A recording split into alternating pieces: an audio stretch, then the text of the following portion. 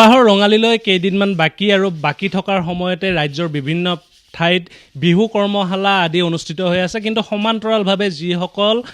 বিহুৰ সংপৃক্ত সামগ্ৰী আছে সেই সামগ্ৰীসমূহো বনাই থকা পৰিলক্ষিত হৈছে আৰু এই মুহূৰ্তত মই উপস্থিত আছোঁ ওদালগুৰি জিলাৰ সমীপৰ ঔতলাৰ অম্লান দাসৰ ঘৰত আৰু অম্লান দাসেও বিগত বৰ্ষসমূহৰ দৰে এইবাৰো বিহুৱতীয়ে লোৱা যি গগনা সেই গগনা প্ৰস্তুত কৰি আছে আৰু আমি দেখুৱাইবৰ কাৰণে অনুৰোধ কৰিছোঁ মই মোৰ সতীৰ্থ সহযোগীক আৰু সহযোগী এনেধৰণে দেখুৱাই আছে অম্লানে কেনেধৰণৰ সামগ্ৰীসমূহ বাঁহেৰে নিৰ্মাণ কৰি আহিছে আৰু বিভিন্ন ঠাইত বিক্ৰী কৰিও আহিছে এইবাৰ অম্লানে কিমান গগনা বনাইছে আৰু কিমান দৰত বিক্ৰী কৰি আছে অসমৰ কোন কোন ঠাইত বিক্ৰী কৰিছে মই সমগ্ৰ কথা জানিব চেষ্টা কৰিম প্ৰত্যেক বছৰৰ দৰে এই বছৰেও বাঁহৰ গগনা বনাই আছে এতিয়ালৈকে কিমান গগনা বনোৱা হ'ল আৰু কিমান বিক্ৰী কৰা এতিয়ালৈ 4,500 মান বনোৱা হৈছে এতিয়া মোৰ তাত বৰ্তমান 200-250 মান গগনা আছে ষ্টক কিমান কিমান দৰত বিক্ৰী আপোনাৰ হ'লচেল 60 70-80 এনেকৈ হয় কোৱালিটি লৈ দাম হয় আৰু যিটো ৰিটেল হয় সেইটো আপোনাৰ 100 টকা 120 টকা 150 টকা এনেকৈ গগনাসমূহ কোন কোন ঠাইত বিক্ৰী কৰা আপোনাৰ তেজপুৰৰ পৰা নিচে আহি হ'লচেলাৰবিলাক আহে মঙলদৈ চিপাঝাৰ নলবাৰী এনেকৈ লৈ গৈছে এইবাৰ 4,500 এতিয়ালৈকে বিক্ৰী কৰা হ'ল কিমান বিক্ৰী কৰিলে এতিয়ালৈকে 4,200-300 মান হৈছে আৰু হয় আমি জনাত আপুনি এটা আইফোনো ক্ৰয় কৰিছে কেৱল গগনা বিক্ৰী কৰি হয় এইটো কিছুদিন হ'ল আৰু বহুদিন হোৱা নাই এই বাঁহৰ আৰু কি কি সামগ্ৰী বনায় বাঁহৰ আপোনাৰ furniture decoration item cutlery item বিভিন্ন ধৰণৰ আৰু যিমানখিনি সম্ভৱ আমি চেষ্টা কৰি আছোঁ এতিয়াও আৰু বিভিন্ন ধৰণৰ নতুন নতুন প্ৰডাক্ট বনাই আছোঁ আমি তেনেকৈ আমি জনাত আপুনি বাহিৰলৈকেও ইয়াৰ যি প্ৰশিক্ষণ দিবৰ কাৰণে যায় কোন অনুষ্ঠানৰ পৰা আপোনাক প্ৰশিক্ষণৰ বাবে লৈ যায় আৰু তাৰ পৰা পাৰিশ্ৰমিক হিচাপে কিমান টকা দিয়ে হয় বিভিন্ন NGOবিলাক আছে নাবাৰ্ড আছে আপোনাৰ ইকো বুলি আছে আৰু তেওঁলোকৰ নিজৰ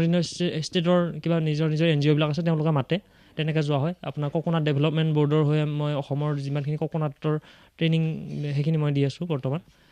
আৰু হেণ্ডিক্ৰাফ্ট বৰ্ডৰ ফালৰ পৰা দি আছোঁ JSSৰ ফালৰ পৰা দি আছোঁ তেনেকৈ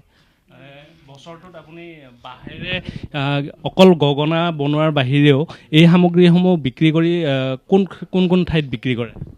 বিভিন্ন ঠাই আপোনাৰ এক্সিবিশ্যনবিলাকত বিশেষকৈ যোৱা হয় আৰু বাকীখিনিতো আপোনাৰ হ'লচেলাৰবিলাক আহি আমাৰ পৰা লৈ যায় বা কিছুমানে ফোন কৰি অৰ্ডাৰ দিয়ে ফেচবুকৰ জৰিয়তে ইনষ্টাগ্ৰামৰ জৰিয়তে তেনেকৈ আপোনাৰ চেল হয় ইয়াৰে আমি দেখা পাইছোঁ পানীৰ বটলো আপুনি বাঁহেৰে নিৰ্মাণ কৰিছে সেই পানীৰ বটল কিমান টকাত আপোনাৰ 300 টকা 350 টকা এনেকুৱা হয় আৰু আপোনাৰ যদি থাৰ্মছটো ভিতৰত বিচাৰে ফ্লাক্স যিটো ফ্লাক্স বুলি কওঁ আমি সেইটো আপোনাৰ 800 টকা কোৱালিটি লৈ দাম হয় আৰু এইটো ইয়াৰে যিসমূহ সামগ্ৰী নিৰ্মাণ কৰে সকলো সামগ্ৰীয়ে বিক্ৰী হয়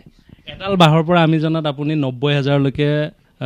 উপাৰ্জন কৰিব সক্ষম হৈছে সেই বাঁহসমূহ কেনেধৰণে কি কি সামগ্ৰী বনায় আপোনাৰ আগৰখিনি আপোনাৰ যেনিবা জাতি বাঁহটো ধৰি ল'লোঁ আগৰখিনি গগনা প্ৰথমখিনি গগনা হ'ল তাৰপিছত মাজৰখিনি আপোনাৰ বিভিন্ন ধৰণৰ কামত ইউজ হয় গুৰৰখিনি আমি বেলেগ কামত ইউজ কৰোঁ ফাৰ্নিচাৰত লগাওঁ আৰু যিটো আমাৰ গুৰি বুলি কওঁ মূৰাটো সেই মূৰাটোৰ পৰা আমি পেপা বনাব পাৰোঁ জেকনিখিনিৰ পৰা বিভিন্ন ধৰণৰ পেন বা কিবা কিবি তেনেকুৱা হয় আপুনি কলমো বনায় হয় বাঁহৰ পৰা বনাব নোৱাৰা একো সামগ্ৰী নাই এতিয়ালৈ বৰ্তমান আমি নাই বুলি ভাবোঁ আৰু কাৰণ যিমানখিনি আমাৰ দৈনন্দিন প্ৰয়োজনীয় সেই গোটেইখিনি প্ৰডাক্ট আমি বাঁহেৰে বনাব পাৰোঁ আগতেতো আদিম যুগতো বাঁহ বেত বা কাঠেৰে বস্তু বনাইছিলে এতিয়াহে প্লাষ্টিক বা লোহা আহিছে হয় মই মোৰ সতীৰ্থক ইয়াৰ দৃশ্য দেখুৱাবৰ কাৰণে অনুৰোধ কৰিছোঁ এই এখন বেট ক্ৰিকেট বেট কিন্তু সেইখন কোনো কাঠেৰে নিৰ্মিত নহয় বাঁহেৰে সম্পূৰ্ণ বাঁহেৰে নিৰ্মিত এইখন বেট আৰু এনেধৰণে অম্লান কেৱল বিহু অহাৰ বাবেই যেন ব্যস্ত হৈছে তেনেকুৱা নহয় বছৰটোৰ প্ৰত্যেক সময়তে তেওঁ ব্যস্ত হৈ থাকে বাঁহৰ বিভিন্ন সামগ্ৰী বিক্ৰী কৰা বনাই থকাৰ বাবে অম্লানৰ পিতৃ আছে মোৰ সৈতে মই অম্লানৰ পিতৃৰ পৰা কিছু জানিব চেষ্টা কৰিম অকণমান আহিব খুৰা আপুনি আপোনাৰ ল'ৰাক কেনেধৰণে সহায় কৰে তেওঁতো বাঁহৰ বিভিন্ন সামগ্ৰী বিক্ৰী বনাই থাকে